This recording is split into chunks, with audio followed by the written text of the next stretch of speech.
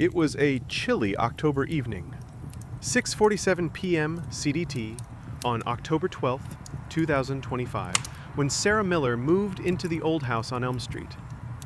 The real estate agent had called it a steal, a fixer-upper with creaky floors and peeling wallpaper, but the price was right for a single mom struggling to make ends. The house loomed, its gray siding cracked, windows smudged with decades of grime. Sarah's 6-year-old son Liam clung to her hand, his wide eyes darting to the shadows stretching across the yard. The first night, the air felt heavy. Sarah tucked Liam into bed, his small frame swallowed by a borrowed mattress, and tried to ignore the faint tapping at the window.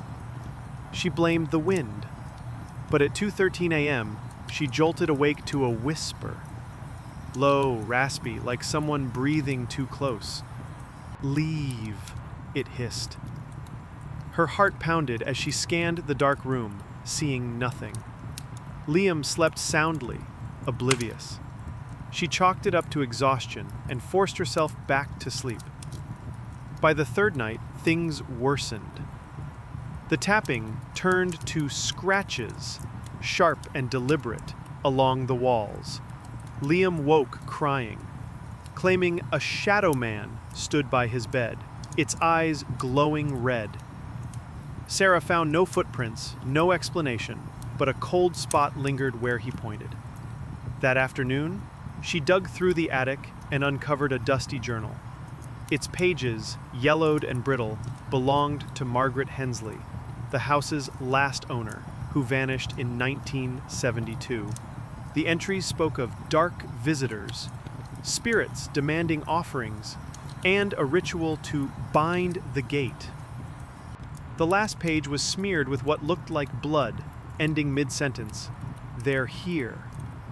That night, the temperature plummeted. Sarah heard footsteps thudding upstairs, though no one was there. A mirror in the hallway cracked on its own, and a guttural growl echoed from the basement. Liam screamed, pointing at a figure, a tall, gaunt shape with hollow eyes, standing in his doorway. She grabbed him, rushing outside, but the front door slammed shut, locking them in. The air thickened with a sulfur stench. Shadows writhed on the walls, forming faces that whispered her name. Panicked, she remembered the journal's mention of a gate and wondered if something evil had been unleashed. Trapped inside, Sarah's mind raced as the house seemed to breathe, walls creaking like lungs. It was 3:22 a.m. CDT on October 15, 2025, and the sulfur smell grew stronger. Liam sobbed, clutching her as the shadowy figure reappeared, its hollow eyes fixed on them. She grabbed the journal, flipping to a page about a ritual, salt, iron, and a prayer to close the gate.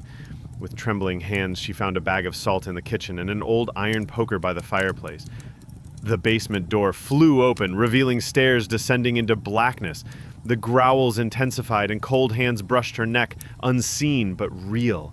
She sprinkled salt in a circle around them, gripping the poker, and recited the prayer from memory. "By iron and salt I bind thee back." The air shrieked, a sound that pierced her skull. The shadows lunged, but the salt held, sizzling where they touched. Liam whimpered as the figure advanced, its form solidifying into a decayed woman, Margaret, perhaps, her mouth gaping with rotten teeth. Sarah swung the poker, striking the figure. It howled, dissolving into smoke, but the basement pulsed with a deeper presence. A voice boomed, "You cannot stop us," and the floor cracked. She saw it then, a dark rift, like a tear in reality, leaking whispers and cold. She threw the poker into the rift, shouting the prayer again. The house shook violently, windows shattering. The rift shrank, sucking the shadows in, until silence fell.